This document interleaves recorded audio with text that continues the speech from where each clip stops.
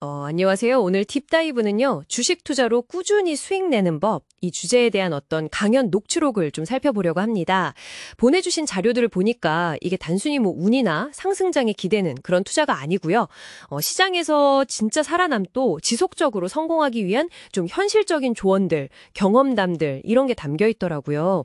네, 그래서 이번 딥다이브의 목표는 이 강연 내용 속에서요, 여러분이 정보 과부 없이 실제 투자에 한번 적용해 볼 만한 핵심적인 생존 전략, 그리고 통찰, 이런 것들을 뽑아내는 겁니다. 자, 그럼 한번 제대로 파헤쳐 볼까요? 이 강연자가 처음에는 차트만 보고도 뭐 쉽게 돈 벌 수 있겠다, 이렇게 생각했는데 아주 큰 손실을 겪고 나서 생각이 완전히 바뀌었다고 하죠. 이게 좀 흥미로운데요. 단순히 차트 분석이 틀렸다는 걸까요? 아니면 뭔가 좀 더 깊은 깨달음이 있었던 걸까요? 네, 여기서 특히 좀 흥미로운 지점은요. 이게 그냥 차트 패턴이 맞냐 틀리냐 뭐 이런 문제가 아니었다는 겁니다. 강연자는 차트상으로는 뭐 분명히 상승 신호처럼 보였는데도 갑자기 예상치 못하게 뭐 중동에서 전쟁이 터진다거나 이런 뉴스 하나의 모든 분석이 그냥 확 무너지는 경험을 했다고 해요. 이걸 직접 겪으면서 깨달은 거죠. 아, 이 차트 모양만 봐서는 주가가 왜 움직이는지 그 본질적인 이유, 동력 같은 거는 알 수가 없구나 하는 사실을요. 그래서 혹시 여러분도 지금 차트 패턴 그 자체에만 너무 이렇게 매몰되어 있진 않은지 한번 돌아볼 필요가 있겠습니다. 아, 그러니까 차트 분석의 한계를 단순히 틀렸다, 이게 아니라 외부 변수에 너무 취약하고 또 그 왜라는 질문에 답을 못 해준다는 점, 거기서 깨달음을 얻었다는 거군요. 그래서 이 강연자가 생존 비결로 가장 강조했던 게 다른 거였죠. 맞습니다. 바로 비중 조절이에요. 절대 한 종목에 너무 큰 돈을 넣지 말라는 거죠. 상승장 때 이제 큰 비중으로 들어가서 엄청난 수익을 내니까 스스로 내가 실력이 있구나 이렇게 착각을 했는데 하락장이 딱 오니까 순식간에 그동안 번 돈 다 날리고 뭐 심지어는 극단적인 생각까지 할 정도로 정말 힘들었다 이런 경험담이 아주 생생하게 나옵니다. 정말 이 뼈아픈 경험 때문에 비중 조절을 생존의 제1의 원칙으로 삼게 된 거죠. 와, 듣기만 해도 좀 아찔한데요. 근데 비중 조절이 중요하다는 건 뭐 알겠는데 막상 상승장에서는 조금만 더 넣으면 더 벌 수 있는데 하는 그런 유혹이 있잖아요. 그걸 뿌리치기가 사실 쉽지 않을 것 같아요. 강연자는 여기에 대해서 좀 구체적인 가이드라인 같은 걸 제시했나요? 네, 아주 현실적인 조언을 했어요. 그러니까 큰 비중으로 투자하면 시장이 조금만 흔들려도 심리가 완전히 무너진다는 거예요. 그래서 팔아야 할 때 못 팔거나 즉 손절을 못하거나 반대로 너무 일찍 팔아버리는 섣부른 손절을 하게 만든다고요. 그래서 강연자는 최소 3개월 아니면 뭐 길게는 한 6개월 이상 이렇게 꾸준히 작은 수익이라도 괜찮으니까 꾸준히 수익을 내는 자신만의 매매 원칙이 검증될 때까지는 절대 비중을 늘리지 말라고 아주 강조합니다. 큰 수익보다 더 중요한 건 어떤 상황에서도 내가 감당할 수 있는 손실 범위 내에서 움직여야 계속 투자를 이어갈 수 있다는 거죠.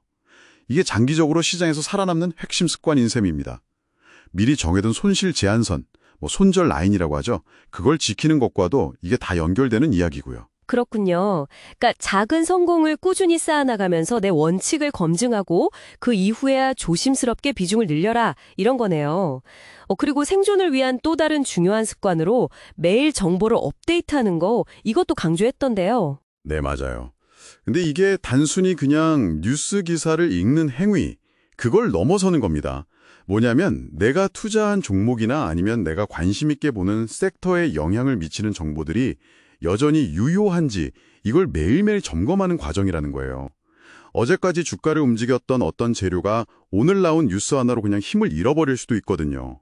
예를 들어서 뭐 STO 관련주가 되게 유망해 보여서 투자를 했는데 갑자기 정부에서 규제를 강화하겠다 이런 뉴스가 딱 뜨면 투자 근거 자체가 흔들리는 거잖아요. 아, 그렇죠. 네, 이런 변화를 계속 따라잡으면서 대응하는 거, 이 작은 습관이 결국에는 큰 위험을 피하게 해준다는 겁니다. 뭐랄까, 시장과의 연결고리를 계속 붙잡고 있는 거죠. 아, 단순히 정보를 그냥 아는 걸 넘어서 그 정보가 내 투자 판단에 미치는 유효성을 계속해서 점검하라는 의미였군요. 근데 뭐 알면서도 손실이 나면 사실 감정적으로 좀 흔들리기 쉬운데 강연자는 이런 건 좀 어떻게 다스렸다고 하던가요? 네, 이 부분도 상당히 중요하게 다루더군요. 결국 투자는 뭐 심리 관리 싸움이기도 하니까요. 강연자는 스스로 만든 체크리스트 같은 걸 활용했다고 해요.